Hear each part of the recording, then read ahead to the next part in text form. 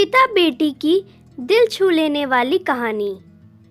एक बार कविता किसी लड़के से शादी करके अपने पापा के पास आई और कहा कि पापा, ये आशीष है और मैंने इससे शादी कर ली है। कविता के पापा बहुत ही समझदार थे।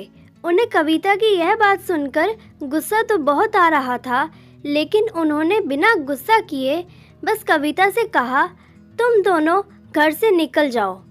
कविता ने कहा, पापा, आशीष के पास अभी कोई काम नहीं है, प्लीज़ कुछ दिन अभी हमें यहाँ रहने दीजिए। लेकिन कविता के पापा ने फिर से कहा कि तुम दोनों यहाँ से निकल जाओ। कुछ सालों बाद कविता के पापा की मौत हो गई।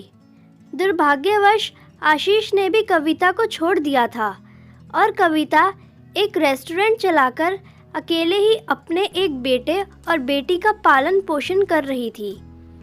कविता के ताऊ ने उसे यह खबर दी कि अब उसके पिता नहीं रहे। कविता को यह खबर सुन बिल्कुल भी दुख नहीं हुआ। उसने सोचा, उन्होंने मुझे घर से निकाल दिया था तो अब मैं उनकी अंतिम यात्रा पर भी नहीं जाऊंगी। लेकिन कविता के ताऊ जी के समझाने के बाद वो पापा के अंतिम यात्रा पर जाने के लिए तैयार हो गई।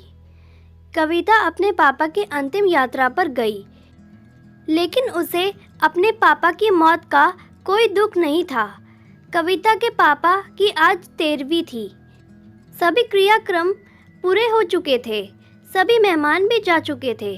तभी ताऊ जी ने कविता को एक पत्र दिया और कहा कि यह तुम्हारे पापा ने मुझे तुम्हें देने को कहा था। कविता कमरे में गई और पत्र खोला।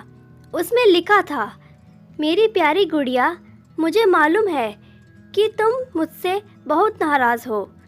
मैंने तुम्हें घर से बाहर निकाल दिया था। तुम दर दर की ठोकरें खा रही थी, तब भी मैंने तुम्हें नहीं बुलाया। लेकिन क्या कहूँ, उस वक्त मैं भी बहुत दुखी था। याद है जब तुम 5 साल की थी तब तुम्हारी माँ हमें छोड़कर चली गई थी। तब से मैंने तुम्हें कभी तुम्हारी माँ की कमी महसूस नहीं होने दी। रात रात भर तुम्हारे लिए जागा।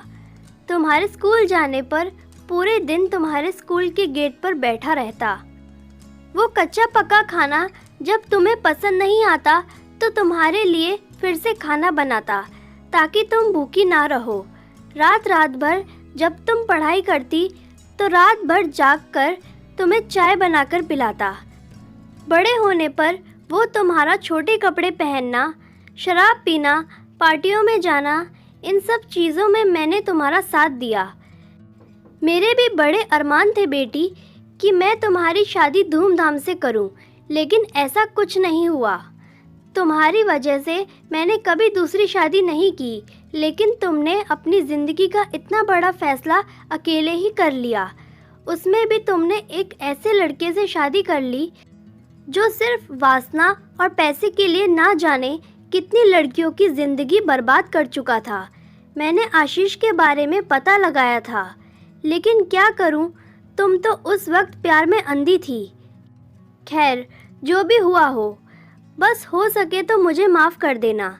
मैंने तुम्हारे और तुम्हारे बच्चों के नाम बैंक में कुछ पैसे जमा करवाए हैं। 2-3 घर और कुछ ज़मीन के कागजात भी तुम्हारे नाम पर कर दिए हैं।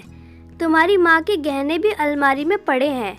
यह सब तुम्हारा ही है। तुम्हारा पापा। कविता की आंखों में आंसू थे। कविता ने सारी बातें ताऊ जी को बताई। ताऊ जी ने कहा, कविता, जो पैसे मैंने तुम्हें घर और रेस्टोरेंट खोलने के लिए दिए थे, वो भी तुम्हारे पापा ने ही मुझे दिलवाए थे। यह बात सुन तो जैसे अब कविता के दिल में एक तूफान सा उठ गया था। दोस्तों, इस कहानी से हमें यही सीख मिलती है कि बच्चे चाहे माँ बाप को छोड़ दें, लेकिन माता पिता दूर होकर भी हमेशा अपने बच्चों के लिए फिक्रमंद रहते हैं। उनके मन से अपने बच्चों के लिए प्यार कभी कम नहीं होता। इसीलिए हमेशा अपने माता पिता का आदर करें। उम्मीद करती हूँ आपको ये कहानी पसंद आई होगी। इस कहानी पर आपकी क्या राय है, कमेंट करके ज़रूर बताएं। वीडियो पसंद आया हो तो प्लीज़ लाइक करें, शेयर करें, सब्सक्राइब करें। वीडियो देखने के लिए, कहानी सुनने के लिए आपका बहुत बहुत धन्यवाद।